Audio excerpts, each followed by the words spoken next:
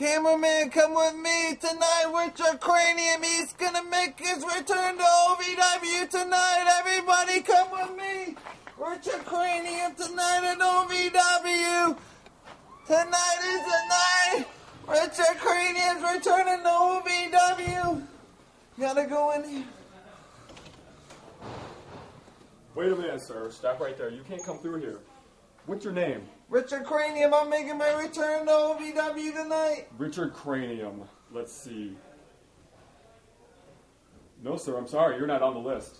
Not on the list? No. Richard's returning to OVW. No, sir, you're not on the list. You're going to have to come with me. Come on. Come on. You have to work your way up the ladder in this company to make it here. Come on. You have not seen the last of Richard Cranium. Come on, sir. Come on.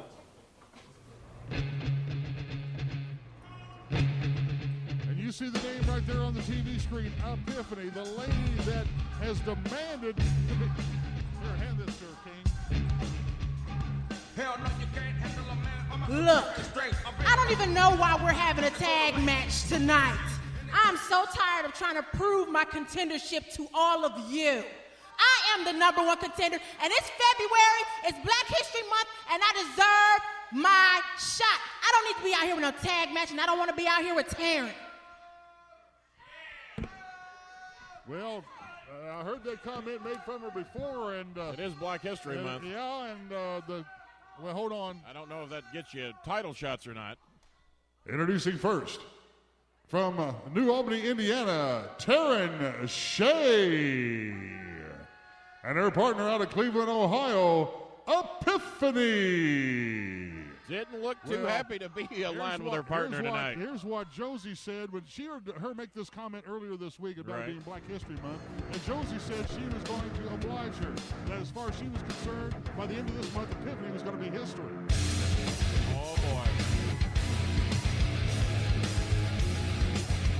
And their opponents making their way into the ring area out of Paoli, Indiana, C.J. Lane. And her partner out of Minneapolis, Minnesota, she is the OVW Women's Champion, Josie.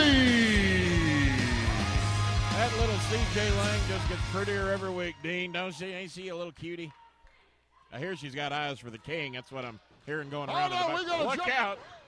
Well, we got a jump from behind by Epiphany on C.J. Lane and Taryn Shay on Josie. Ain't nobody got no eyes for Josie right now, apparently. Well, they obviously, Josie and CJ obviously didn't have eyes in the back of their head, but it didn't take long for them to recover.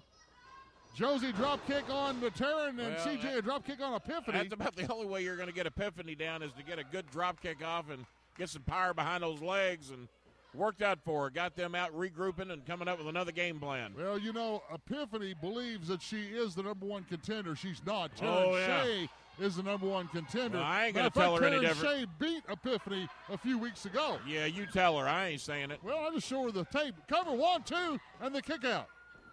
Joe Wheeler doing a fine job getting down there, getting that 2 count out. Back from the grave, as Kenny would say. Well, I heard some horrible things. Yeah, apparently you were telling everybody right now. Josie, I can hope. Cranks on that left arm, got that wrist locked on Taryn Shay, the lady who is the #1 contender, and Josie, the lady who has the title, tagging in young C.J. Lane. And C.J.'s gone the distance quite a few times with Epiphany as well. It seems like everyone in the Femme Fatale locker room is getting their benchmark from how far they are able to go or what they're able to do against the powerhouse Epiphany. The Femme Fatale locker room's it's a lot like the Big East Conference. You got a lot of pretty good quality talent there going head-to-head. They're getting wins against each other and losses against each other. And the only way you're going to decide a winner is to add up the wins at the end of the matches and see who's #1. And Epiphany thought that was her. She must have a different calculator than some of the rest of us. And C.J. Lang been taken by the hair and tossed about halfway across the ring. That's no way to treat a pretty little girl like that, Dean. The heck's going on here? Well, now they got her back in the corner, and Epiphany's going to get in, and there could be a butt-whipping coming now. Flying Beal. All right, Epiphany back. Epiphany is working C.J. Lane left and right out here. Sorry, I was gone for just a second. I had a production assistant bring something to the desk. It distracted me for just a moment, but we got that squared away. I had the play-by-play covered, Dean. Don't you worry about it. You did okay for one of the top play-by-play men in the country, if I decided to. Back up by the hair. Hold on, Josie. Now, wait a minute Josie here. Returning the favor. Now, no need for that. Josie coming in, yanking a double handful of hair. Epiphany comes over and takes it to Josie. And I'm telling you right now, if anything has a possibility of exploding, this right here can explode. Hey, there you go. You see the top come off the mountain, buddy. This has turned into a melee, and Joe Wheeler may not be able to control this. Ring the bell. You knew it was going to happen if they got a chance. The referee is throwing this match out. Throwing this match out. Joe's lost control, and who could blame him? Because right now, we need some assistance. J.R. Young, Bill Clark out here trying to help separate these. Well, it's not bad enough between Taryn Shay and C.J. Lane, but the problem has blown up between Epiphany and Josie. Epiphany just got a huge kick right into the midsection of Josie there, and she's not looking any better because of it either. Well, Taryn Shay jumps out of one side. C.J. Lane rolling, trying to catch her breath. And now look who's squared off in the ring. Well, Epiphany and Josie are left out here squared off. Well, also look who's up. Epiphany's up and saying, bring it. And Josie's laying on her back, hoping to get away to get to the locker room. Well, I told you this was something that was on a boiling point. Hold on. Well, I heard Josie yell she wants the microphone. And she's got it, buddy. Epiphany, it is painfully obvious you don't have respect for me because you obviously don't have respect for yourself. Snap. You walk into OVW demanding title shots. Well, sweetheart, yes, it is February, and yes, it is Black History Month, but you've done nothing in this ring that grants you a title match. But let me remind you of some history. I was OVW's first Black female champion. And if there was no Josie, there would definitely be no Epiphany. So I'll tell you something.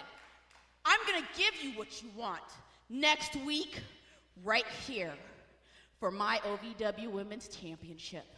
Epiphany versus Josie. Because that's what you want. And that's what all of you want. Next week, I'm going to show you why I'm the HBIC around here. Always have been and always will. Well, the challenge has been laid out. The challenge has been met.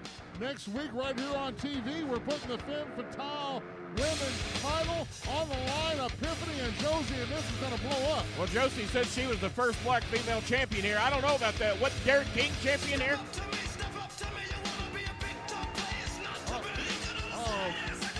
You see that guy there in the audience? I know that guy. Where? What in the world's he doing here? Oh, I think I know him. Yeah. I think I know him. I'm not sure why he's doing this. Maybe, well. They got him a good seat. I don't want to expand on this, but I haven't seen him in a while, and he's back here in the arena. Listen, we got a lot more action still coming. We'll be back in just a few minutes.